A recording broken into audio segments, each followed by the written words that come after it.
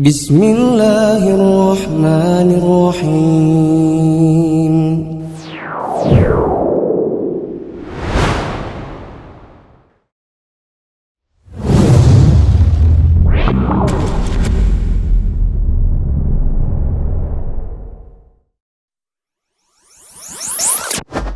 Bismillahirrahmanirrahim. Assalamualaikum warahmatullahi wabarakatuh. Alhamdulillahirabbil alamin. Hamdan yuwafi ni'amahu wa yukafi mazidah kama yuhibbu rabbuna wa yarda. Wa asyhadu an la ilaha illallah wahdahu la syarikalah wa asyhadu anna Muhammadan abduhu wa rasuluhu la nabiyya ba'dah. Teman-teman yang dirahmati Allah, para mahasantri, mahasantriwati, para dai dan daiyah di jalan Allah yang dirahmati Allah. Pada kesempatan hari ini kita akan kembali melanjutkan highlight kitab Shalatul Mu'min karya Syekh Sa'id bin Wahab Al-Qahtani rahimahullahu ta'ala. Teman-teman yang dirahmati Allah, pada pertemuan sebelumnya saya sempat memberitahukan bahwa di dalam kitab Shalatul Mu'min pada bab yang ke-21 sebenarnya di kitab aslinya adalah bab al-khusyu' fi shalah, tentang khusyuk di dalam salat. Kemudian saya mengatakan bisa jadi di terjemahannya, yaitu di ensiklopedia salat, bab khusyuk ini tidak diterjemahkan, entah karena mungkin ada yang terlompat, entah karena memang sengaja, atau yang semacam itu dari alasan-alasan yang insya Allah termasuk udzur syar'i, di mana penerjemah mungkin menyengaja untuk tidak menerjemahkannya. Kemudian dalam pencarian saya ada kitab seperti ini. Ada silsilah mu'allafat Syekh Sa'id Ibn Ali Ibn Wahab Al-Qahtani. Ada kitab Shalatul Mu'min yang kalau kita lihat lebih mendetail, ternyata kitab ini sudah ada sejak 1423 Hijriah. Dan itu kurang lebih kalau kita kurangi di zaman sekarang mungkin sekitar tahun 2000 atau 2001 Masehi. Ya kan? 1423 Hijriah. Tahun 2003 ini adalah At-Taba'ah Ats-Tsaniyah, cetakan keduanya. Berarti benar bahwa di kitab ini ada versi yang tahun 2000-an, ya, dengan cetakan keduanya adalah tahun 2003-an. Kita lihat pada daftar isi. Kita cari bab ke-21-nya, kita dapati ternyata Al-Mabahath Al-Hadi wal-Ashrun, bab ke yang 21 itu bukan khusyuk, melainkan bab sujud sahwi. Sujud sahwi. Kalau saya bandingkan dengan kitab yang saya punya, saya lihat At-Taba'ah Ats-Tsaniyah, cetakan keduanya adalah 2004. Cetakan ketiganya adalah 2010. Cetakan keempatnya adalah juga di 2010. Ya, dan sangat memungkinkan bahwa cetakan yang saya punya adalah cetakan terbaru. Berarti kalau kita lihat atau kita bandingkan dua cetakan ini, maka kita bisa kesimpulkan ada kemungkinan di awal-awal penulisan kitab Shalatul Mu'min, yaitu di sekitar tahun 2000-an awal, Syekh Sa'id memang tidak memasukkan bab khusyuk di dalam salat di dalam kitab Shalatul Mu'min ini. Dan ketika sudah masuk di tahun-tahun berikutnya, 2004 ke atas, atau paling tidak di 2003 ke atas, Syekh Sa'id sudah memasukkan bab khusyuk di dalam salat dan diletakkan pada bab ke-21. Maka bisa jadi ensiklopedia salat yang kita punya, yang beredar di masyarakat, itu adalah terjemahan dari kitab yang cetakan awal. Cetakan yang belum memasukkan bab khusyuk di dalam salat. Ya. Maka kemungkinan terbesar adalah bukan sengaja ditinggalkan bab khusyuk di dalam salat ini karena sebuah udzur syar'i, melainkan karena memang menggunakan patokan berupa kitab asli yang merupakan cetakan-cetakan di awal-awal. Wallahu a'lam bishawab. Jadi sekarang kita sudah bisa mengetahui kenapa ada selisih antara kitab asli dengan kitab terjemah. Yaitu pada kitab terjemah sepertinya menggunakan patokan kitab yang cetakan awal.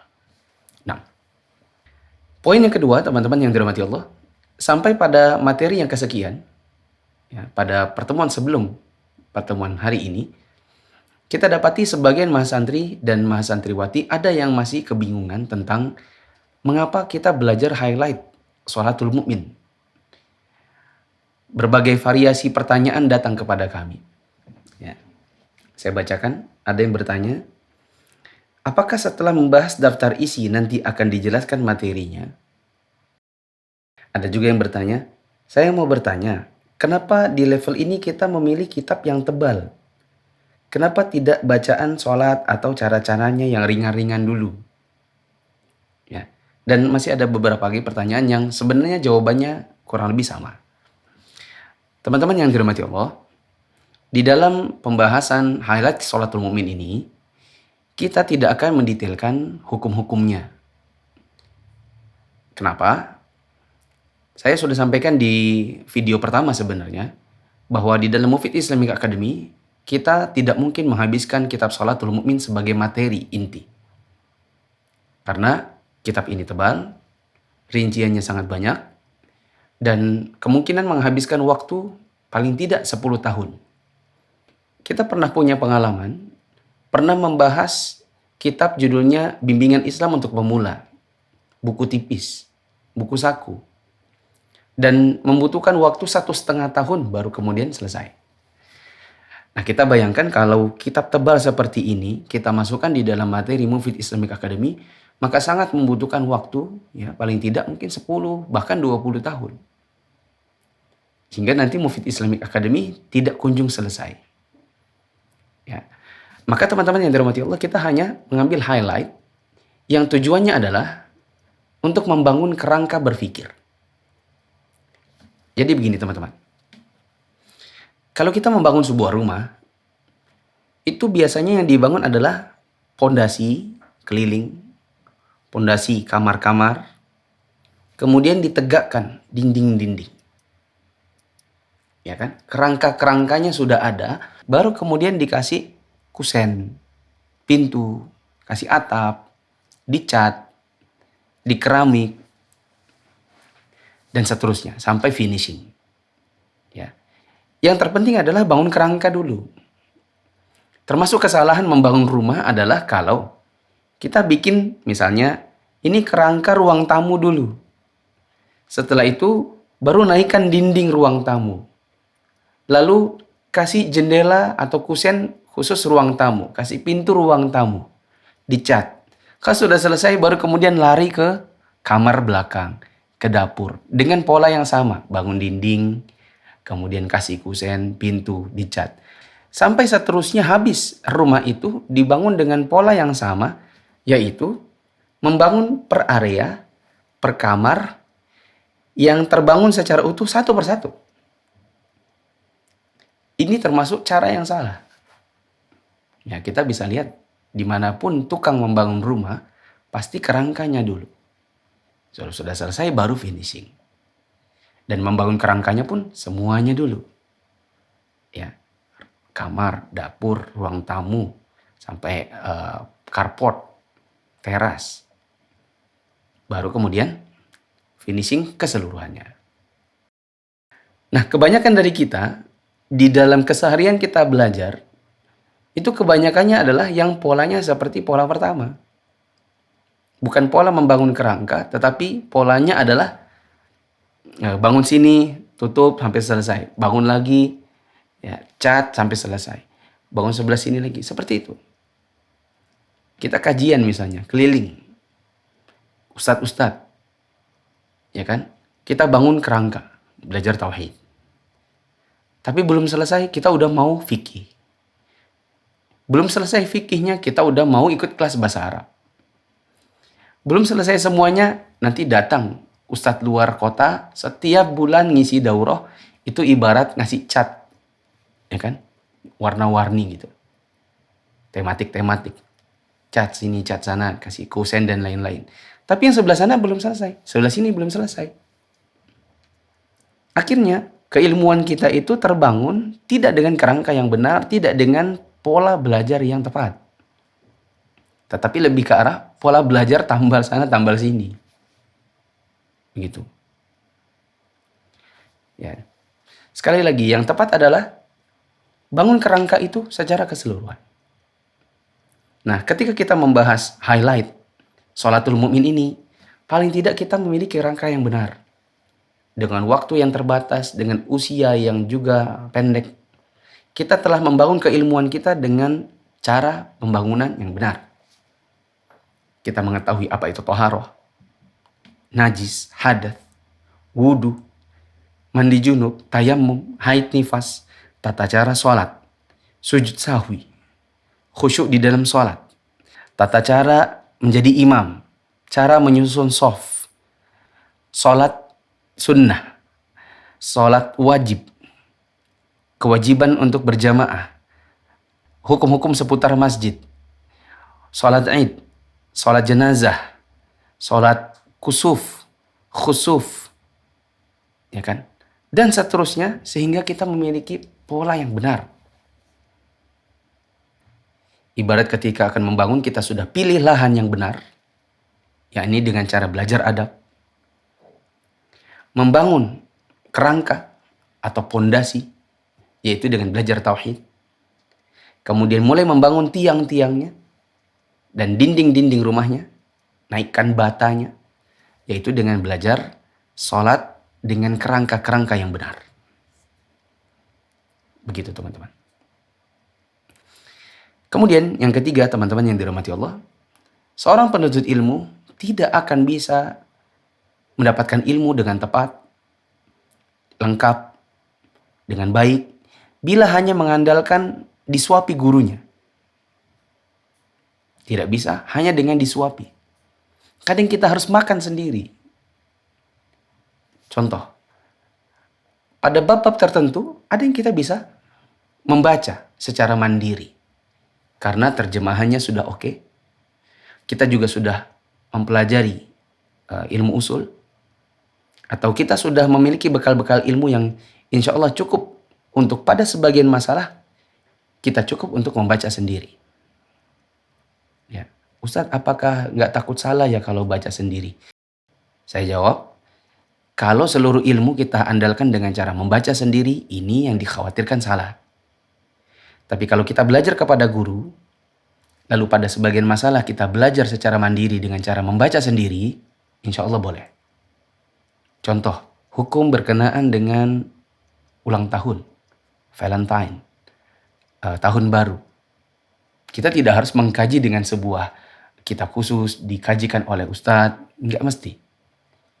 Ada banyak fatwa ulama yang satu dengan lainnya saling menguatkan, kita bisa mengkajinya dan bisa mendakwahkannya ke orang lain. Ya. Ada bab-bab tertentu dalam fikih yang kita bisa baca sendiri. Ya. Dan tidak selalu mengandalkan guru. Apalagi kalau kita sudah punya bekal-bekal kerangka keilmuannya. Maka teman-teman yang dirahmati Allah, di level ini kita hanya memberikan highlight kitab Sholatul Mu'min, dan kami berharap teman-teman yang dirahmati Allah bisa meluangkan waktu untuk mengkaji di tempat yang lain, dengan ustadz yang lain, atau dengan kajian kami Sholatul Mu'min atau ensiklopedia sholat ini di YouTube dan Facebook Muflis Afitra. Teman-teman bisa melihat video-videonya. Jadi teman-teman bisa belajar mandiri, tidak mesti hanya mengandalkan ilmu yang disajikan di Mufid Islamic Academy. Sekali lagi, ilmu tidak selalu kita harapkan disuapkan. Tetapi kadang-kadang kita harus makan sendiri, cari sendiri. Wallahu a'lam bishawab. Baik, teman-teman yang dirahmati Allah, mari kita lanjutkan kembali highlight kitab Sholatul Mu'min. Dan sekarang kita sudah masuk ke dalam Al-Mabahath As-Sabi' wal Ishrun, yaitu tentang Sholatul Marid. Bab ke-27, Sholat bagi orang yang sedang sakit. Di antara yang perlu dipahami oleh setiap muslim, muslimah, apalagi seorang penuntut ilmu, terkhusus para da'i dan da'iyah, adalah awalan mafhumul marad. apa itu sakit. Dan tentu yang dimaksud di sini adalah sakit yang menghalangi kita dari beribadah, sehingga nanti datang syariat yang memudahkan kita untuk melaksanakan ibadah tersebut dalam keadaan sakit yang dimaksud. Kemudian penulis membawakan bab tambahan seperti sabrul marid wahtisabuh, kesabaran orang-orang yang sedang sakit dan bagaimana seharusnya dia mengharapkan pahala dari Allah dengan sakitnya. Kemudian bagaimana seorang muslim meminta kepada Allah pengampunan, kesehatan dan keselamatan di dunia dan akhirat. Kemudian bagaimana seorang muslim harusnya bersungguh-sungguh, berijtihad. Saat apa? Fi halis sihah. Saat dia sedang dalam keadaan sehat untuk mengerjakan amal-amal soleh. Karena tentu nanti ada datang masa-masa kita sakit. Ya. Dan sakit ini tentu akan menghalangi kita dari amal soleh itu sendiri. Kemudian ada tambahan penjelasan tentang bagaimana syariat Islam itu memudahkan, ya, dan meringankan dengan tetap menyempurnakan ibadah saat sedang sakit. Artinya dalam kondisi sakit itu ada banyak kemudahan yang Allah berikan kepada kita supaya syariat yang Allah berikan itu tetap bisa dijalankan. Ya, seperti mudahnya kalau ada orang sakit, bolehkah sholat duduk? Nanti insya Allah akan datang rinciannya. Nah, rinciannya kita mulai di poin ke-6. Pertama adalah kaifiyatut thaharati. Ya. Bagaimana tata cara bersuci? Buat siapa? Bagi orang yang sakit. Ya, berikut ini. Seperti misalnya dia tetap wajib wudu bila wudu itu masih memungkinkan. Dia tetap wajib untuk menghilangkan najis dari kemaluan depan dan kemaluan belakang bila masih memungkinkan. Kalau tidak memungkinkan bagaimana? Nah, ini menjadi tanggung jawab kita sebagai seorang penuntut ilmu untuk mengetahuinya.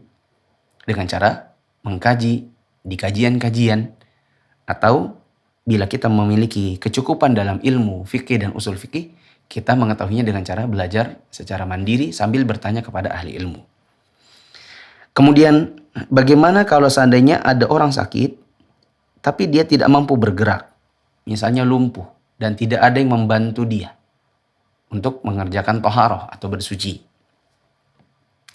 Selanjutnya adalah pembahasan bagaimana kalau seandainya ada orang yang sakit tapi tidak mampu bersuci dengan menggunakan air. Dan bersuci menggunakan air kan ada dua. Wudu dan mandi junub. Bagaimana kalau dia tidak bisa wudu, tidak bisa mandi? Maka dia harus tayamum. Bagaimana cara tayamumnya? Di sini akan diulang lagi bab tayamum yang sebenarnya sudah dibahas pada pertemuan-pertemuan awal. Selanjutnya adalah bagaimana kalau seandainya orang yang sakit ini lam yastati' an yatayammama binafsi. Dia tidak bisa wudu, tidak bisa mandi, bahkan tidak bisa tayamum sendiri. Ya, harus ada yang membantunya. Nah, bagaimana caranya wudu, mandi, tayamum tapi dibantu orang? Ya. Kemudian bagaimana kalau seandainya ada luka? Ya. Atau robek di badan, atau ada sakit apapun yang kalau kita menggunakan air maka akan semakin memudaratkan.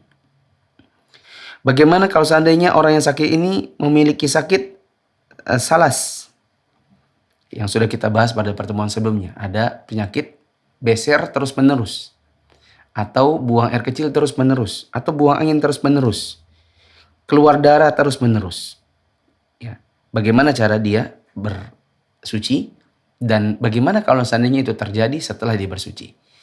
Adalah tanggung jawab kita sebagai seorang penuntut ilmu, apalagi seorang dai-daiyah, untuk mempelajari semua hal ini, karena akan dibutuhkan oleh diri sendiri dan dibutuhkan oleh masyarakat insya Allah. Selanjutnya dalam subbab ke-7, yaitu kaifiyatus shalah. Ya, bagaimana orang yang sakit mengerjakan sholat. Ya, as-shalah yang dimaksud adalah sholatul marid. Sholat dengan tata cara yang tepat untuk orang yang sedang sakit. Di antaranya adalah misalnya dia wajib untuk tetap berdiri bila masih mampu berdiri. Tentu tidak sama antara kemampuan berdiri orang yang vertigo dengan orang yang sakit gigi. Vertigo mempengaruhi keseimbangan tubuhnya. Sakit gigi tidak, insya Allah. Maka bolehkah sakit gigi tapi sholatnya duduk? Atau orangnya vertigo, bolehkah dia sholat dalam keadaan duduk ataukah tetap harus berdiri meskipun pandangannya melayang-layang misalnya?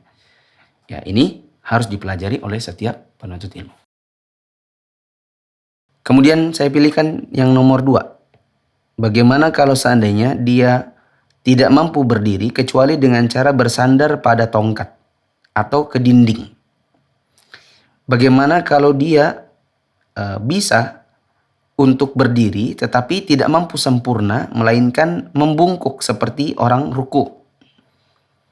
Bagaimana kalau dia tidak mampu untuk ruku, bahkan tidak mampu sujud? Ya. Kalau dia harus sholat dalam keadaan duduk, duduknya seperti apa yang afdal? Kalau dia harus berbaring, terlentang, bagaimana cara berbaringnya? Kemudian saya pilihkan yang nomor 13, bagaimana kalau seandainya orang sakit ini tidak mampu sujud di atas bumi dengan meletakkan dahinya di tempat sujud. Ya. Bagaimana caranya dia memberikan isyarat dengan memiringkan sedikit badannya dan sujud di atas udara. Sampai pada pembahasan bagaimana kalau seandainya orang sakit gak mau sholat. Bolehkah dia beralasan, saya kan sakit, saya kan badannya kotor, kemaluan saya kotor, ini kan tempat tidur saya juga kotor, saya gak mau sholat dulu. Bolehkah seperti itu? Atau bolehkah justru sholat dalam keadaan badan kotor, tempat kotor? Ya. Nanti ada perbedaan lagi. Bagaimana kalau seandainya ada yang membantu untuk membersihkan? Bagaimana kalau tidak ada yang membantu untuk membersihkan? Ini diantara hal-hal yang kita harus pahami sebagai seorang penuntut ilmu. Kemudian, bagaimana kalau orang sakit ini tertidur sehingga tidak bisa mengerjakan sholatnya? Misalnya karena bius, ya. Dibius atau anestesi. Apakah dia tetap harus mengerjakan sholatnya? Bagaimana kalau dia ini bukan cuma dibius, melainkan koma? Misalnya koma 4 bulan. Sholat yang 4 bulan itu bagaimana? Apakah 4 dikali 30-an hari dikali 5 waktu ini harus diqodok semua? Kalau iya, bagaimana caranya?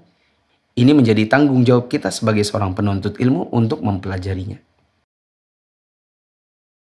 Kemudian teman-teman yang dirahmati Allah, ada tambahan yang terakhir, yaitu sebab yang ke-8 tentang sholat di atas perahu, pesawat, kereta api, atau di atas mobil, atau di atas kendaraan. Ya, bahkan hewan tunggangan. Apakah sah sholat di atas kendaraan-kendaraan itu semua? Apalagi di pesawat misalnya, tidak bisa sujud. Kalau di kapal, apalagi kapal penumpang yang besar, kita masih bisa sujud dengan meletakkan dahi di atas tempat sujud. Kalau di pesawat bagaimana? Ya, kecuali lagi kalau seandainya pesawatnya semacam Saudi Airlines yang ada tempat sholatnya. Ini semua adalah bab-bab yang sangat penting untuk dipelajari oleh seorang penuntut ilmu, karena bisa jadi akan menjadi amalan pribadinya, bahkan bisa menjadi bahan pertanyaan dan kebutuhan ilmu masyarakat di sekitarnya. Wallahu a'lam bishawab. Teman-teman yang dirahmati Allah, demikian untuk pertemuan kali ini. Insya Allah kita akan lanjutkan pada pertemuan yang akan datang. Subhanakallahumma wa bihamdika asyhadu an la ilaha illa anta astaghfiruka wa atubu ilaik. Wassalamualaikum warahmatullahi wabarakatuh.